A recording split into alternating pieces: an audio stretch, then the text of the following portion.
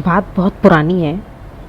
एक जंगल था और उसमें एक बहुत बड़े योगी तपस्वी साधना कर रहे थे और इस तपस्या के ज़रिए उन्होंने बहुत सारी सिद्धि और शक्तियाँ भी हासिल कर ली थी। जंगल बहुत घना था और वो अपनी तपस्या के लिए पेड़ के नीचे बैठे रहते थे और अपनी तपस्या में लीन रहते थे। तो एक बार क्या होता है कि जब वो तपस्या कर रहे होते तो एक चूहा भूले भटके वहाँ पर पहुँच जाता है। वो चूहा यहाँ वहाँ घूमता है और खेलता रहता है। धीरे धीरे समय बीतता है और चूहे का भी वहाँ पे रोज़ आना जाना हो जाता है। उसका तो नियम बन जाता है। वो आता है, अपना वहाँ पर घूमता है फिरता है। वो तो देखता है कि साधु तो कुछ करते ही नहीं, वो तो अपनी तपस्या में लीन है। योगी जी भी उनको देखते हैं लेकिन कुछ कहते नहीं वो वहाँ पर। और वो वहाँ पर कूदता रहता है, कभी भागता है और धीरे धीरे होता यह है कि योगी जो होते हैं, तपस्वी जो होते हैं, उन्हें भी उससे थोड़ा सा लगाव हो जाता है। वो उसे भगाते नहीं और वो वहाँ पर अपना मस्त खेलता रहता है। एक दिन क्या होता है, योगी तो अपनी तपस्या में लीन थे। अचानक से एक बिल्ली कहीं से आ जाती है। चूहा उसे देखकर डर जाता है। योगी भी जान जाते हैं अपनी तपस्या में कि चूहा जो है वो बिल्ली को देखकर घबराता है। योगी समझ जाते हैं तो वो अपनी शक्तियों का प्रयोग कर कर चूहे को एक जंगली बिलाव बना देते हैं। अब जंगली बिलाव को देखकर बिल्ली दुम दबाकर भाग जाती है। चूहा अपने आप को देखकर बड़ा खुश होता है। इसी तरह कुछ दिन गुजर जाते हैं और फिर एक दिन वहाँ पर एक जंगली कुत्ता आ जाता है। अब जंगली कुत्ते को देखकर बिलाव, वो जो जंगली बिलाव होता है, वो घबरा जाता है। योगी जो होते हैं तपस्वी, वो फिर से एक मंत्र पढ़ते हैं और उसे चीता बना देते हैं। योगी जो थे अब उससे काफ़ी अटैच हो गए थे चूहे से। कुत्ता भी चीते को देखकर दुम दबाकर भाग जाता है। अब सब कुछ खूब अच्छा चल रहा था और चूहा अपने आप को चीते के रूप में देखकर बहुत इतराता भी था। पर ये सब कुछ ज़्यादा समय तक नहीं चला। फिर एक दिन ऐसा होता है कि एक शेर आ जाता है। अब चीता शेर को देखकर फिर घबराता है।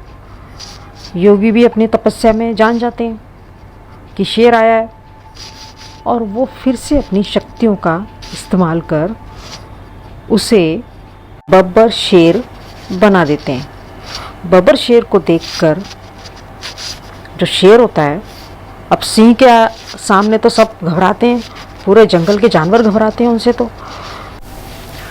और जंगल के राजा बब्बर शेर को देखकर वह शेर भी भाग जाता है। वो भी दुम दबा के भाग जाता है। लेकिन कुछ ही सेकंड गुजरते हैं। अब जो योगी देखते हैं, तपस्वी देखते हैं, वो जो बब्बर शेर होता है वो मारता है जोर से दहाड़। सारा जंगल कांप उठता है। योगी भी थरथर कांपने लगते हैं। अरे ये क्या, अब ये बब्बर शेर तो उन्हीं की तरफ आ रहा है। वो तो अब उन्हें ही खाने की फिराक में है। इससे पहले कि वो बब्बर शेर का भोजन बन जाएं, योगी, वो जो साधु होते हैं, वो जल्दी से मंत्र पढ़ते हैं। सिंह पुनः मूसक भव। बब्बर शेर फिर से चूहा बन जाता है और बड़ी मुश्किल से तपस्वी की जान बचती है। इतनी तपस्या, योग, सिद्धि सब व्यर्थ चला जाता और उन्हें अपनी जान से हाथ धोना पड़ता और वो जल्दी से अपनी बुद्धि का प्रयोग करते हुए मंत्र पढ़ देते हैं और बच जाते हैं। कहानी का ये सार है, हमें ये सीखने को मिलता है कि हमारे पास जो ज्ञान है, शक्तियाँ हैं, एनर्जी है, यदि हम उसका सही इस्तेमाल नहीं करते तो हमें बहुत ही भारी नुकसान झेलना पड़ सकता है।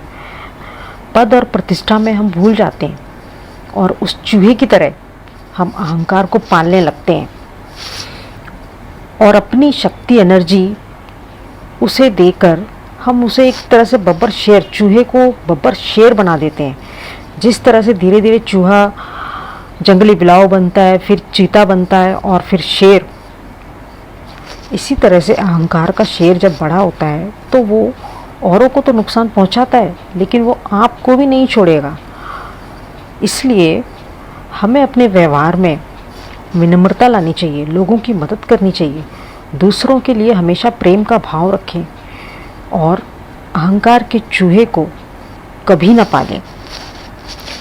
वीडियो देखने के लिए आपका बहुत बहुत शुक्रिया। हमारे इस नए चैनल को सब्सक्राइब ज़रूर करें और हमारे साथ जुड़े रहें। Thank you.